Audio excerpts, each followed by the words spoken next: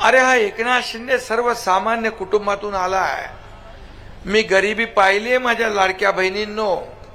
माझ्या आईची तगमग पाहिली आहे, माझ्या पत्नीची तगमग पाहिली आहे. महिना कसा चालवायचा, काटकसर कशी करायची, त्यांच्या डोळ्यातली कणव पाहिली आहे.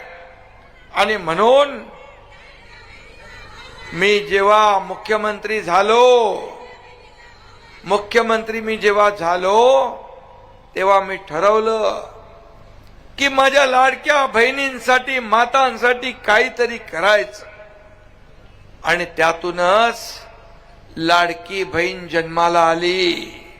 लाडकी बहीण योजना सुरू झाली. अनेक लोक कोर्टात गेले.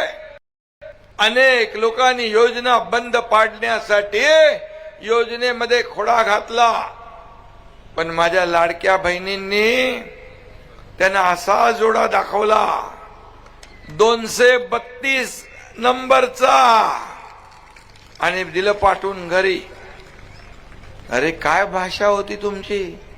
याला जेलमध्ये टाकणार, त्याला जेलमध्ये टाकणार, याला बर्फाच्या लादीवर झोपून मारणार. 5 स्टार हॉटेल बुक केली होती सरकार येणार म्हणून महाविकास आघाडीचं. पण माझ्या लाडक्या बहीण भावाने त्यांचं सगळं बुकिंग रद्द केलं आणि त्यांना त्यांची जागा दाखवली, घरी बसवलं. ही ताकद तुमच्यामध्ये आहे.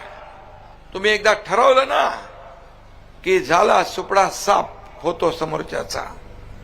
आणि मी हेही सांगतो, आता लाडक्या बहिणींची संख्या जास्ती आहे, लाडके भाऊही आहेत पाठीराखे.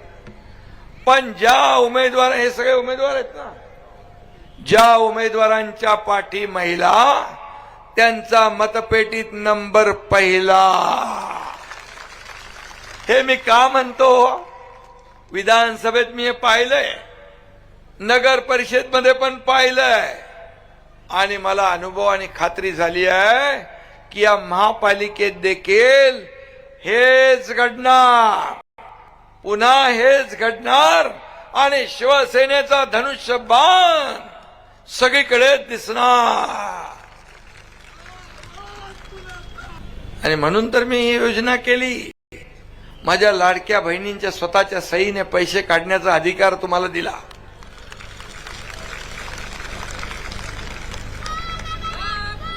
आता इकडे तिकडे बघण्याची त्यांना गरज नाही. त्यांचा मान सन्मान घरात वाढला, समाजात वाढला. 50% एसटी मध्ये सवलत दिली. आता एसटी तोट्यात गेली. आमच्या भाऊजीला सांगता तुम्ही घरी थांबा, मी अर्ध्या तिकिटात जाऊन बाजारात करून येते. है ना खरं. एक तो मैं कमिटमेंट करता नहीं, अगर मैं कमिटमेंट कर दी तो फिर मैं खुद की भी नहीं सुनता. माझ्या कामाची पद्धत आहे. कारण सांगत नाही, बघतो करतो, बघतो नाही. No reason on the spot decision. ताबडतोब जे आहे ते करून टाका. मुख्यमंत्री सहायता निधीतून या एकनाथ शिंदेने 460 कोटी रुपये माझ्या काळात दिले. अगोदरच्या मुख्यमंत्र्यांनी 2.5 वर्षात 3 कोटी रुपये दिले होते. का? अरे लोकांचे पैसे आहेत. 70,000 लोकांना मदत झाली. कितीतरी लोकांचे जीव वाचले. का नाही केलं तुम्ही? हा माझा सवाल आहे. मी जे बोलतो ते करतो, जे होणार नाही ते मी बोलत नाही. आणि म्हणून लोकांनी माझ्यावर विश्वास ठेवला आणि महायुतीचं सरकार, माझ्या लाडक्या बहिणींनी चमत्कार घडवून आणलं.